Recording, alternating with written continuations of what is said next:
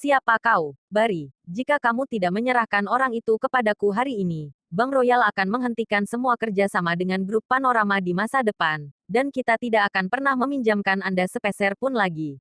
Damar dan Wendy mengerutkan kening ketika mereka mendengar kata-kata itu. Wendy terdiam sebentar, lalu tiba-tiba berdiri. Dia membuka pintu dan berlari ke arah suara itu. Damar menyentuh hidungnya dan segera mengikuti Wendy. Lantai tempat mereka berada adalah tempat kantor manajemen perusahaan. Ketika mereka keluar sudah banyak orang yang berdiri di koridor. Semua orang mengerutkan kening, wajah mereka penuh dengan kekhawatiran. Ketika Wendy tiba di depan pintu, wajahnya sedikit berubah. Damar melihat ke suatu tempat yang tidak jauh darinya. Di sana, Bari sedang berdiri sambil mengerutkan kening, dan ada dua orang berdiri di sampingnya. Seorang pria botak parubaya sedang menunjuk Bari. Di sebelahnya, ada seorang pemuda. Damar mengenali pemuda itu. Pemuda itu adalah Sandi. Dia terlihat baik-baik saja. Sepertinya, Budi tidak berani melakukan apapun padanya. Setelah menyeretnya pergi, Budi membiarkannya pergi begitu saja. Tentu saja, bagaimana mungkin Budi berani menindas Sandi, putranya pemilik Bank Royal. Orang-orang seperti Budi hanya berani menindas orang biasa. Mereka tidak akan pernah berurusan dengan orang kaya sesungguhnya dan berkuasa. Pria parubaya itu pasti adalah Thomas Mahawira, ayahnya Sandi dan juga direktur Bank Royal di kota JC. Thomas menatap Bari dengan kesal dan berkata, serahkan orang yang bernama Damar kepadaku. Beraninya dia menindas putraku. Cepat, Bari mengerutkan kening dan berkata, bagaimana Damar dapat menindas putra Anda? Thomas mencibir, anakku ditampar olehnya kemarin di pesta ulang tahun Clara. Aku baru saja berurusan dengan Clara tentang masalah ini. Sekarang aku akan berurusan dengannya. Damar mengerutkan kening. Dia menatap Wendy, lalu berjalan ke depan pria itu dan berkata, aku adalah Damar. Apa yang akan Anda lakukan? Semua orang mengalihkan pandangan mereka ke Damar saat ini. Damar berjalan maju beberapa langkah. Dia berdiri tepat di depannya Thomas dan putranya. Sandi menatap Damar, dia mencibir dan berkata, ayah, bocah inilah yang bernama Damar. Dia menamparkan aku di depan banyak orang kemarin. Melihat Damar berjalan keluar, Bari tahu bahwa dia tidak perlu mengurusi masalah ini. Damar bisa menanganinya sendiri. Thomas melihat Damar dari atas ke bawah. Damar mengabaikan tindakannya itu dan berkata dengan tenang, apa kamu tahu alasan kenapa putramu bisa ditampar? Dia ingin menjebakku kemarin. Dia meminta pelayan dari M Grand Karaoke membuka sebotol anggur mahal yang berharga 2 miliar. Ketika orang dari M Grand Karaoke menyadari kesalahannya, mereka langsung menamparnya. Malah anakmu yang terus memprovokasiku kemarin. Memangnya kenapa? Thomas mencibir, alasan kenapa anakku bisa ditampar itu karena kamu, kan? Damar tertawa dan berkata, tidak heran kamu bisa mendidik anakmu seperti ini. Itu bukan urusanmu juga. Thomas melihat pada Bari dan berkata, baiklah, kamu bisa memecat orang ini sekarang. Kita adalah pengusaha di kota JC. Selama kamu memecatnya, kita masih bisa lanjut kerjasamanya.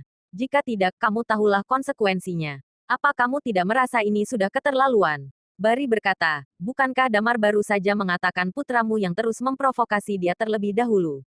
Orang yang menamparnya pun juga bukan Damar. Jika kamu ingin mencari masalah, pergilah ke M Grand Karaoke. Jangan menyalahkan Damar atas masalah ini.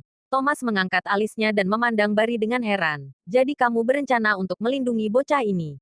Bari, kamu sudah menjadi seorang pengusaha untuk waktu yang lama. Untuk apa menghancurkan masa depan perusahaanmu demi orang seperti ini? Kamu harus berpikir dengan baik-baik. Bocah, berani sekali kamu menindasku. Aku bukan seorang pengecut seperti Zaheri. Damar mengabaikannya. Dia menatap Thomas dan berkata, putramu sendiri yang bodoh. Dia ditampar oleh orang lain, lalu kamu ingin perusahaan kami memecatku.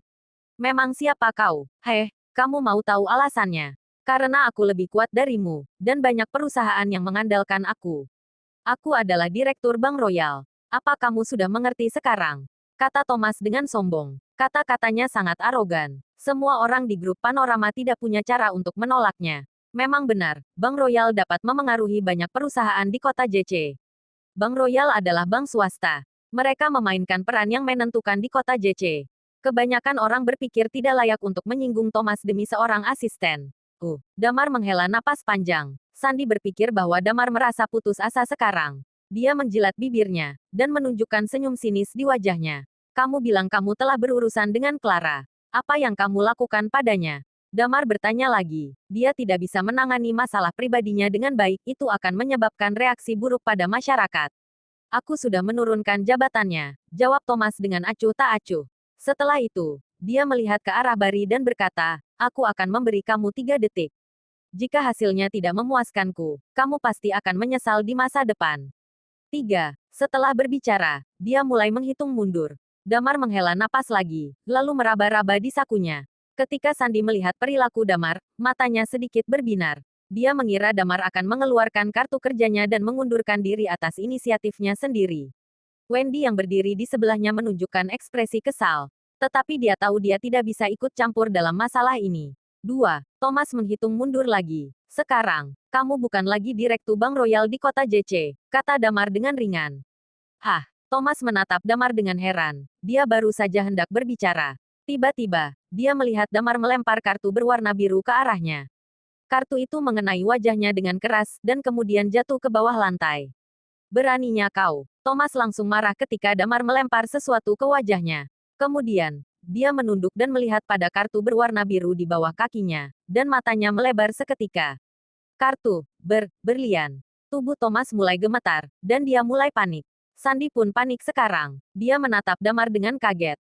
Kenapa kamu? Bagaimana kamu bisa memiliki kartu berlian dari Bank Royal? Dahi Thomas berkeringat dingin. Dia berkata lagi, apakah kamu adalah pengguna kartu berlian yang Clara tangani sebelumnya? Hanya Clara yang tahu Damar mempunyai kartu berlian itu. Karena masalah kerahasiaan, Clara tidak mempublikasikannya. Saat itu, direktur berencana untuk datang menemui Damar, tetapi Damar pergi terlebih dahulu.